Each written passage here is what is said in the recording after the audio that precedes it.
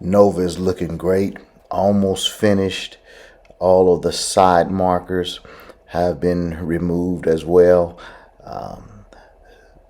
Bumper has been tucked in the back. The stripes have been painted on. Just an awesome looking ride.